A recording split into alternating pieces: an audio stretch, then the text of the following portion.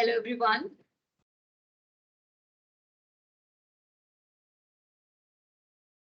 Good afternoon. It is such a bright, sunny day today. Thank you for joining in, and I can see wonderful responses from all of your end. A2G welcomes you all today in this webinar series of 2023, where we will be talking about online registration mechanism under battery rules today. Battery waste management rules were released on August 24, 2022 by the Ministry of Environment, Forest and Climate Change. And CPCB subsequently released the online portal along with SOP for the online registration. Today, we are going to communicate under the same agenda, the Producer Obligation Assessment and SOP, online registration process and walkthrough, followed by a Q&A session. I'll follow you through some of the webinar rules. The meeting will be recorded. The meeting shall be based on Chatham rules. That is, only the discussions would be recorded without attributing to the speakers. Q&A session shall be taken in the last. Kindly restrict the questions in the mentioned topic. Please note that all the attendees are on mute. And for any queries, please use the raise hand feature. The moderator shall unmute you and allow to speak in the Q&A round. Kindly introduce yourself briefly and your organization name followed by your question. You may also please keep entering your queries in the chat box. Now, I would like to introduce our speaker today, Mr. Abhishek Garg, who is the founder of AA Garg & Co. Over to you, Abhishek, sir. Thank you, Ipshita. And I hope I'm audible and visible, Ipshita. Great. Thank you everyone to join in to spare some time to spare some time on this battery waste registration rules and with us and in this webinar. So without wasting any further time, let us start and delve into what is the registration and how the process and who are obligated parties under the battery waste management rules. Yeah, let's move. So before getting into the registration, let me take you through some basic things about the evolution of the battery waste management rules. So the battery management and handling rules 2001, which was subsequently amended in 2010, was the rule applicable before this current rule of 2022.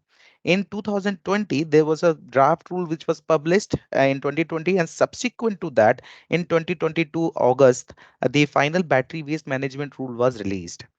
Post the release, there was a SOP released on October 22, which talked about the offline registration process, which was active before this online portal came in.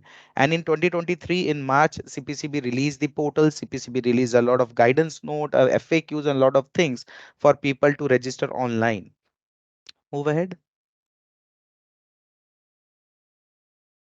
Now, what CPCB released along with the portal, they released a portal, that's an online portal we will take you through. They also released an SOP which talked about what is the process of registration, what are the document required, and a lot of other things which we'll go through in this webinar.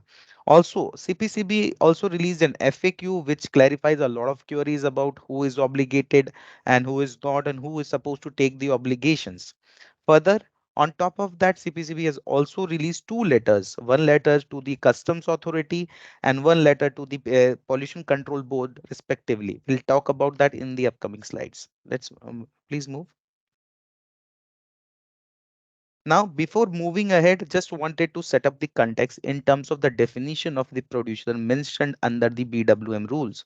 Now, the definition is plain and simple. They have given in which they have said a producer means an any entity who is engaged in manufacturing and sale of battery, including refurbished battery, including in equipment under its own brand.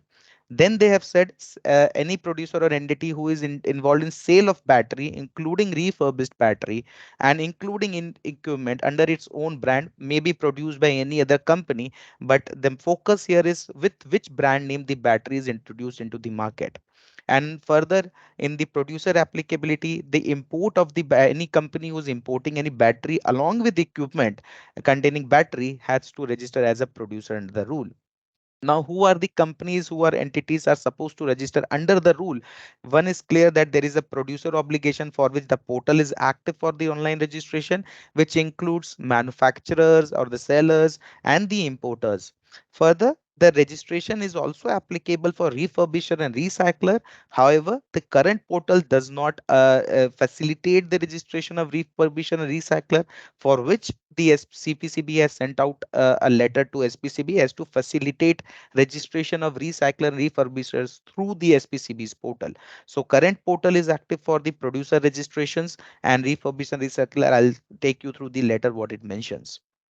Further, there is an exception mentioned under the rule that equipment connected with the protection of the essential security interest, including arms, defense, or defense basically, are excluded from the EPR obligation under the rules. And equipment which contains battery which is designed to be sent to the space are excluded from this rule. Please move ahead.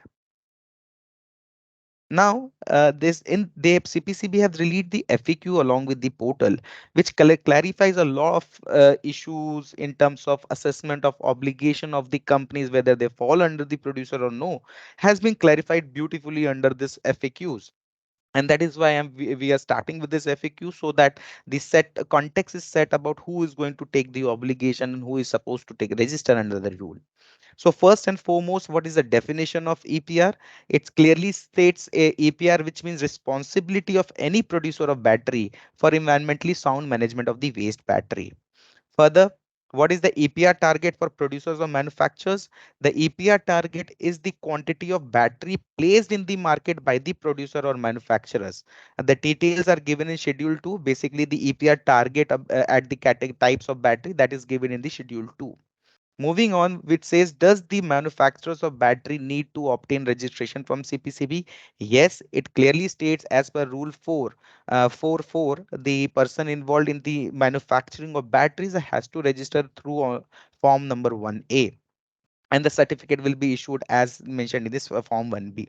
Now, a very interesting question which is given clarification under the rule is, do manufacturers of products using battery as a component, uh, for example, let's say manufacturer of UPS, inverters, medical equipment, emergency lights, etc., falls under the definition of producer under the rule or no? The for which CPCB clarified, if a company or manufacturer is using a battery as a component in the equipment, then the manufacturer will have to take the EPR obligation and have to register as a producer if it is making batteries under its own brand name.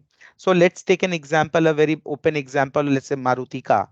So Maruti car has an automotive battery, and that battery is of, let's say, Exide. So the brand name mentioned on the battery, which is along of the equipment, which is car, the brand name mentioned and the manufacturer of the brand, that particular battery, will be taking the obligation, not the Maruti company in this case, what they have clarified under the rule.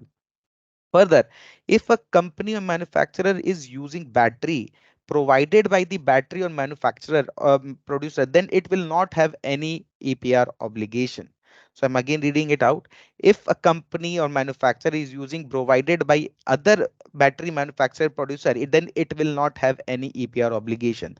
The similar example stressing about with a clarification again. So again, we'll give you one more example which can kind of clarify this. Let's say there is a phone in which there is a battery. The brand name mentioned on the battery is, let's say, XYZ, and the brand name, the phone brand is A. Then the brand name mentioned on the battery and that brand name belongs to the manufacturer. That manufacturer needs to take the obligation, not the owner of the phone. The owner and the brand name mentioned on the battery is the obligated entity. Please move ahead. Further, there is another example which they have mentioned. Let's say that we are XYZ industry are engaged in the manufacturing of battery and supply of battery of to different manufacturers in India. We do not supply any battery to direct consumer or dealer. Do we need to obtain registration? So they have clarified, if you are a manufacturer, you need to take the registration. But what is the case regarding taking the obligation for in such cases? So CPCB clarified, manufacturers shall have EPR obligation under following conditions. The first and following condition is manufacturer who sell the battery in the market under their own brand name. Second, manufacturers supplying batteries to other manufacturers and dealers, and that other manufacturer and dealer is selling those batteries in the market under the brand name provided by the original manufacturer. So, what is the thumb rule we are looking at here with this lot of FAQs clarification? Is that the brand name mentioned on the battery is to be looked at, and which brand name it is introduced into the market. So that company has to take the obligation of the those batteries. Further, manufacturers supplying directly to the bulk consumer is also going to take the obligation for those batteries. Now, in what cases the manufacturer shall not have the EPR obligation? In the case where that battery, let's say the manufacturer produced a battery and given it to a dealer, and that dealer has put his brand name on that battery and introduced into the market. In that case, the dealer will be taking the obligation of that battery because he has put his brand name on the battery. Please move ahead. Now, similar kind of clarification has been given for entities who are importing batteries and what they need to do in what cases, what obligation they will be having. So, does importer of the battery need to obtain registration from CPCB? Yes. The queries has been received wherein people have asked question, if I am importing any product with battery, do I need to register? It is very clearly mentioned that if you are importing any battery along in equipment, you have to register under the battery waste management rule as producer. Further, the next query which has came was, is the registration provided by the CPCB to the importers of lead acid batteries under batteries management and handling rules 2001 still valid? So they have clarified that registration is no more valid and importers will have to obtain a fresh registration under the rule. Then they have gone and clarified when will the importer will be liable for the EPR obligation. Keep the thumb rule always aligned, which I said for the manufacturer. The similar thing has to apply for the importers. Importer shall have the EPR obligation in following condition. First, importer who sell the imported battery in the market under their own brand name. Second, importers supplying the imported battery to manufacturers and dealers, and that manufacturers and dealers are selling those batteries in the market under the brand name of the provided by the importer.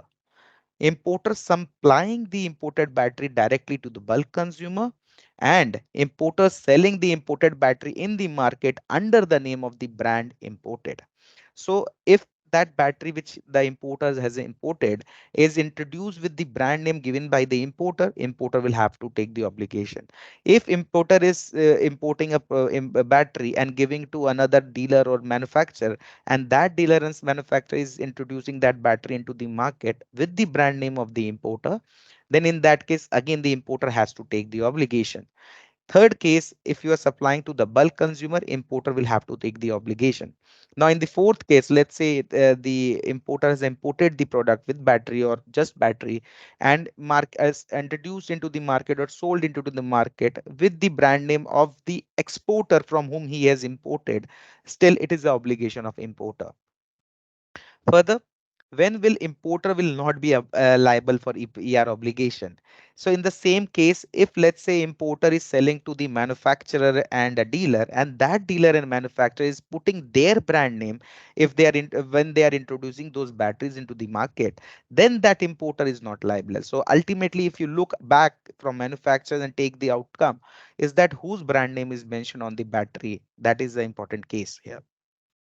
Further, in Form 1A, under types of battery placed in the market with brand names, what brand name to be written in the case of imported battery? So this is a question which is asked while for registration of importers, wherein they have said, ki if I am applying for registration for importer category, which brand name should I put for the imported product? The CPCB clarified that importers shall mention their own brand names and not the brand names of the battery imported. So you have to put your brand name on basis of which you are importing. You don't have to put the names of the exporter or the foreign company brand name. Move ahead. Now, interesting question. Which do the dealers of the battery have to register with CPCB and SPCB? The answer given by CPCB, if the dealer purchases the battery from a manufacturer or a producer and sell the battery under its own brand name. In this case, dealer will be called a producer and will have to register under the CPCB. The dealer will also have to have EPR regulation obligation as per the rules.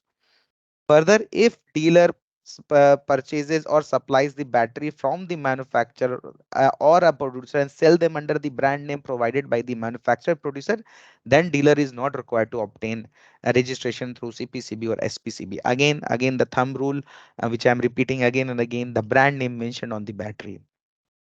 Do the exporters of battery need to register with the CPCB and have EPR obligation? If the company and brand is not placing battery in the Indian market, it will have no EPR obligation. Plain and simple. Let's move ahead. Now, before further moving, these are the four categories of battery which has been identified. And before getting into the categories, I would want to give this note which is there in even on the portal, even on the SOP, that all types of battery, regardless of chemistry, shape, size, volume, weight, material composition, and use, are obligated under the battery waste management rules. Now, let me just clarify some things which has been recent development in discussion with the regulatory authorities. First is portable battery. What is portable battery? A portable battery is a battery which is less than 5 kilograms and not made for the industrial purpose or EV purpose or XYZ.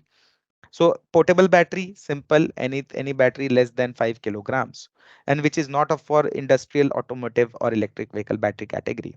Industrial battery, any battery designed for industrial uses, and this may include sealed, unsealed, and energy storage system battery. Automotive battery uses battery used only for ignition, starter, lightning, or ignition power. That battery which today normally oil-based cars are being used, not the EV ones. EV battery is separate because the battery is used for moving the car, in which a battery used for hybrid and electric vehicle is to be considered under the EV. Now, these are the four categories of battery which has been given and the definition has been given. However, the EPR targets and the slabs has been defined in seven types of battery, which is further, subcategories, I would say, or subtypes of these four types. Let's get into those and understand what are those. Move ahead. Now, and under the category of portable battery, there are two subcategory of portable battery. One is portable battery used in consumer electronics, which are rechargeable, for which the EPR target for the companies or producers will start from FY 22-23. The EPR target will be 50% of the product portable battery you have sold in 2017-18. So the total, let's say you have sold 100 tons of portable battery in year 17-18, that your EPR target will be 50% of that 100 tons. It is 50 tons. And what is the average life? As I said, if the target is for FY 22-23, the sales you have to take is 17-18. Hence, the average life of portable battery is 5 years. Now coming to the second part, second subcategory of portable battery, which says portable battery except those used in consumer electronics which are rechargeable. Now what the regulatory authority clarified, and we are still trying to get more clarification, is that whatever coming under the category first, which is the consumer electronics and which are rechargeable, any portable battery except consumer electronics and rechargeable will fall under the category 2, which is portable battery except. So what they meant to clarify us is that whatever is except the first category will fall under the second one, which says portable battery except those used in consumer electronics which are rechargeable. So it is a blanket thing in which they have tried to cover all kinds of portable battery which is not falling under the category 1, for which such kind of battery, the EPR target will start from 2025 and 26, which is a relief. The EPR target starting year is 50%. The average life for these battery has been taken as 3 years. So the 50% of battery, dry weight of battery sold in year 2022-23 in this category will become your EPR obligation. Please move ahead. Now, Further, there is automotive battery and there is an industrial battery. For automotive battery, the EPR target is starting from FY 22-23. The EPR target is starting with 30%. The battery, the average life of the battery is taken as 3 years. Hence, the sales made for 2019-20, 30% of those dry weight sales, so dry weight of battery sold in 1920 will become your target. Similarly, for industrial battery, again the target starting with 22-23, starting percentage of EPR target is 40%, and the average life is 3 years. There might be some number error, but it should be 17, 20, 18, 19. But the average life is of 3 years. Now moving to EV batteries, there are around three subcategories of EV batteries mentioned under the rule. One is EV battery of three-wheelers, which is rickshaws, e-rickshaws, EV battery for two-wheelers, and EV battery comprising of four-wheelers. Now, EV battery for e-rickshaw three-wheelers, the EPR target is going to start from FY 24-25. The first year target will be 70%. And mind you, for all EV batteries, the target starting with 70% for all. And the year of starting for three-wheelers, EV batteries 24-25, and the average life taken is 3 years. Similarly, for two-wheelers, the target is going to start from 26-27. The average life is taken as 4 years. And for the four-wheeler, it's going to start with 29-30, and the average life is taken as 8 years. And as I said, the target is going to be starting with 70%. Please move. Now, this was about the background. Now we will get into the SOP and the registration process. Now, there are some key highlights which has been mentioned under the SOP. One is and also under the rule that producer cannot carry out business without registration, and producers cannot deal with any unregistered entity. Registration shall application which you will put shall be accepted or rejected within the 15 days by the regulatory authority, and application will be fees will be forfeited if it is rejected. Fresh registration certificate will be granted for a period of 5 years, and renewal of those registration for it should be renewal of those registration should be done 60 days before the expiry of those registration, and again renewal will be granted for a period of 5 years. Further, for the process of renewal of those registration, the CPCB and authorities will consider the audit reports, your annual report filings, and all those details which are available and other compliances which are applicable to the producers. There will be application fees and annual processing fees will also be charged. And refurbishing company involved in selling of battery under its own brand name will also have to register as a producer. So what it essentially means that if you have an obligation as a producer, and if you are working as a producer, register as a producer. If you are working as a refurbisher, please register as a refurbisher also. And if you are working as a recycler, then you have to register as a recycler. And one entity can do all three, then you have to register in all three obligations. Please move ahead. Now, the registration process, online registration process, is a six-step process, keeping aside the creation of login. And the part A talks about the general information, part B talks about battery type with brand, part C talks about the sales data of those batteries, part D talk about the battery material and its components, part E is about uploading the documents, and part F is about taking the undertaking and confirming and making the application fees payment. So let's get into the portal. So this is the snapshot of the portal, and this is where you can, this is a www.epr the cpcb.in is the URL, and this is the first home page of the portal, wherein you will see there are tabs like home, dashboard, important communications, SOP for registration of producers, FAQs, and the rule is also attached. In the important communication, you will find the letter being sent to customs, letter being sent to recycle SPCBs, on all other communication which on a regular update and frequency is being updated by CPCBs. Now, let's start with, let's say, I'm going to apply for a battery registration. So for the first thing I have to do, I have to create a login and credential and password.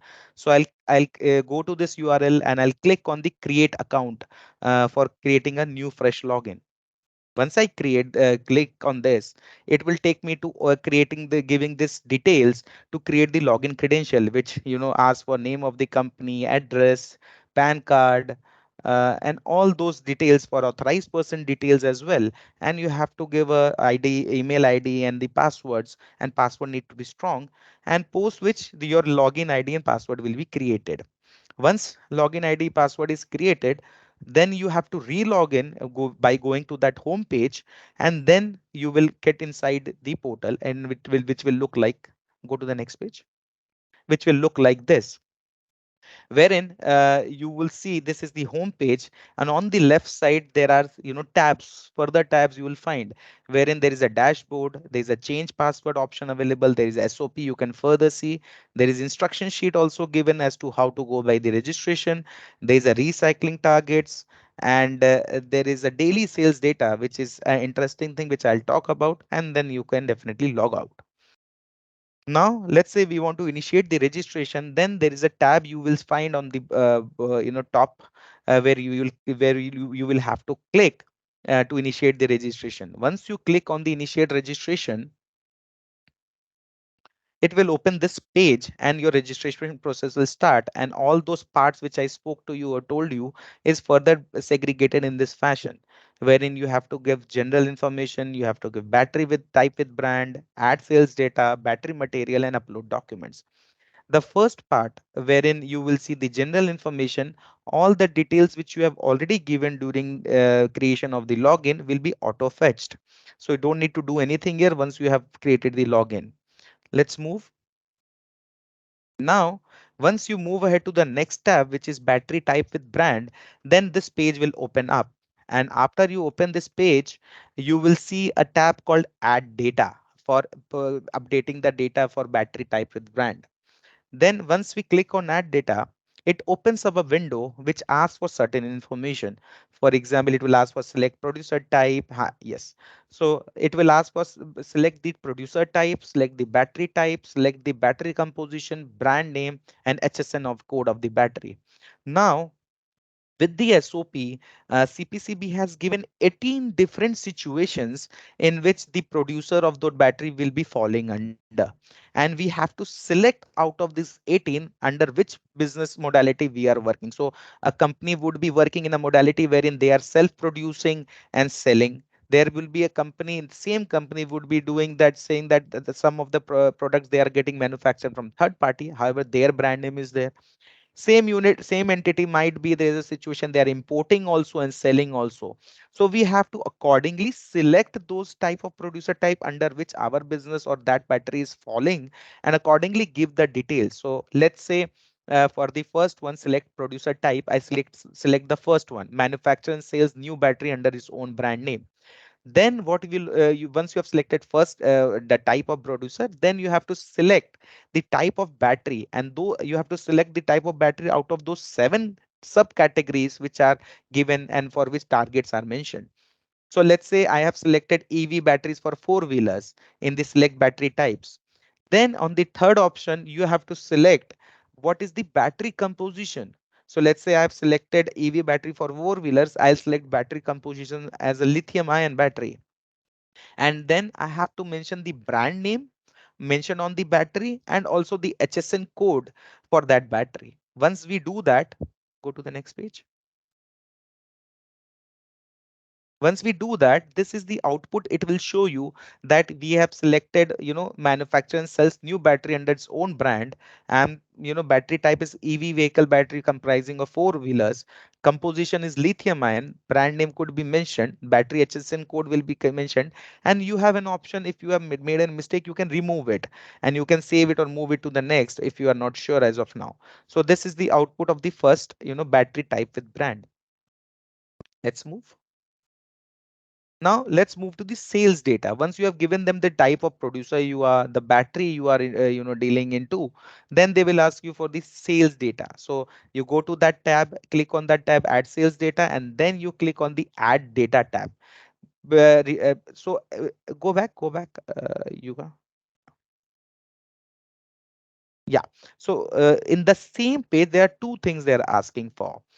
First is the add data, wherein they will be asking details of the sale manually, which we will have to feed.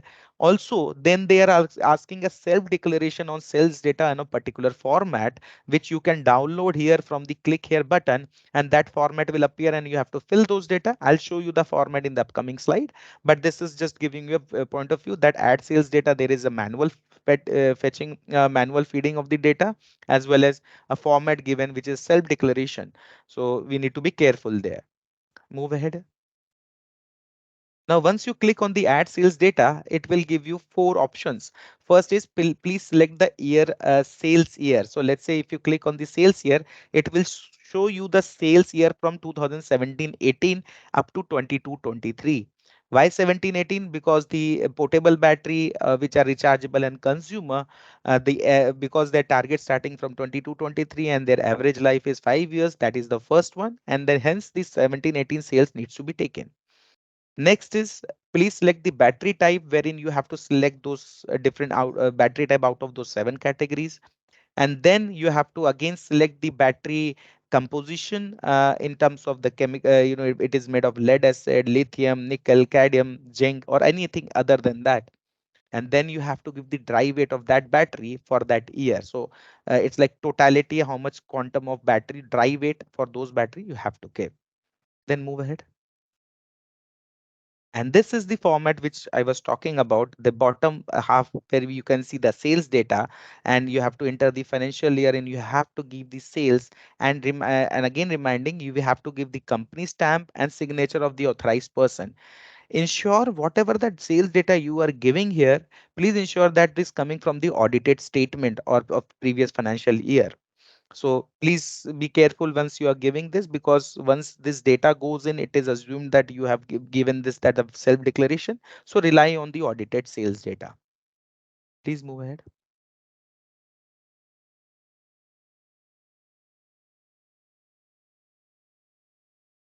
Please move. Yeah. Now, once you have updated those data, you can see this is how the output of report will look like, wherein electric vehicle battery comprising of four-wheelers, battery composition lithium ion. I have selected sales year 21-22. Hence, my target here is coming for 29-30 as a 5,000 kg, and the target is 70% of that, and that's how it will show you the targets. And similarly, once you update those data in the format given and with the company seal, with the sign, stamp, and obviously from the audited numbers, and you have to upload that file here and you have to move ahead. Let's move. Now, once that is done, the next step is giving the battery material composition of its chemical composition or chemical composition history of that battery. So we have move into the add battery material, and there is again a tab which talks about add data. Once you click on add data, there is a separate window opens up, which you can see on the bottom, which says select battery composition. Once you click on that drop down, a separate window opens. Go ahead. A separate window opens like this. So what you will have to do is you have to drop down. Let's say you select lead acid battery, then you have to give the percentage of component within the lead acid battery. That lead acid is 80%, there's a zinc of 10%, there's a lithium of 5%, XYZ. So what is the whatever the chemical composition of that you have to go provide. And this is how you can see one more format down below the screenshot, down below the the window which pops up after you click add data. Please move. Now coming to the last, the last second last step, I would say. Once you have given all those details about the composition, sales, the type, the brand, then comes the time where you have to upload the documents for which you have already given the details. For example, GST certificate, the PAN card, the SIN document, company tin number or the document, then the CTOs, consent to operate if you have a production facility, you have a DIC registration, factory licenses, and importer exporter code certificate. So all this document needs to be updated. Let's move to the next step. Once all of these things are done, then we have to tick on this checkbox where we are saying giving a declaration that we have given the information that true and fair and there is nothing wrong. And Then you have to see where you fall into the slab of annual fees, application fees, wherein if you have a turnover of less than 5 crore, your application fees will be 10,000, provided you have to give either a GSTR 9 of your entity or a balance sheet of previous financial year, which gives this detail or confirms that your turnover is less than 5 crore. Similarly, if your business turnover is more than is between 5 to 50 crores, the fees goes to 20,000, and again you have to provide the balance sheet of the previous financial year and the GSTR 9, confirming that your turnover is lying between 5 to 50 crore. And then again, greater than 50 crore is the turnover, then 40,000 is the fees, and again the same document needs to be given. And then you click on confirm and initiate payment, then it will take you to online window of payment, and then you have to do that. Yeah, please move. Now, once you have done all of these and on the basis of battery components where it falls, this is the recycling target which will come ultimately in this format. While we have not done the updation, but this is the format in which you will see the recycling targets. Let's say you put lithium ion and 80% lithium ion, then it will put as per the target that the 70 or 50% of this lithium ion needs to be recycled, or lithium ion chemical needs to be recycled in a manner, and the targets will be reflected here. And this is how the end process end page will reflect once we have submitted the application for the registration. Please move. Now, on top of the registration and the detail we just spoke about, there's an additional information, and they are asking, and which is mentioned on the SOP, is the daily sales data, in which they are asking invoice level detail of the sales which you are doing for the batteries. For example, you have to select the date, and it is ongoing, and you have to select a date on the calendar. And then you have to again go back to the same methodology, that you will select the type of the producer, you will select the battery type, you will select the composition, you will put the enter the brand name, if there is no brand name, then you have to enter the name of equipment containing battery, then quantity sold, and in numbers and quantity sold in kg, upload the invoice and save.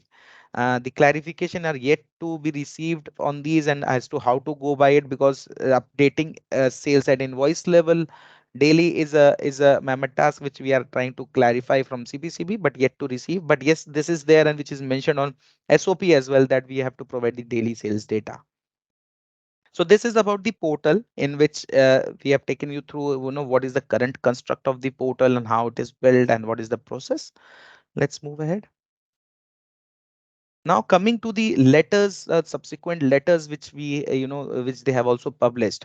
One and the foremost is letters to SPCBs, member secretaries, for recyclers and refurbishers registration. It clearly says that the SPCBs need to develop an online portal for facilitating the registrations of recyclers and the refurbishers. And they have asked, they have done certain virtual discussions and meeting on the same topic.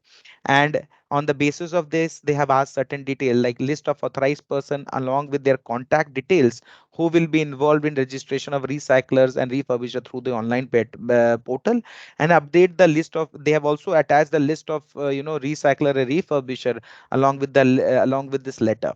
So this is also there. You will find this letter on the portal itself. Please move ahead. Now, the next one is the letters to the customer, and this is a pretty important one. For example, you can see the CPCB have sent out this letter to Director of Customs, Central Boards of Indirect Taxes and Customs, in which letters regarding clearing of consignment related to import of battery as well as equipment containing battery. So the first para is about, MOFCC has released the rules on 22nd August about battery waste management rules and XYZ.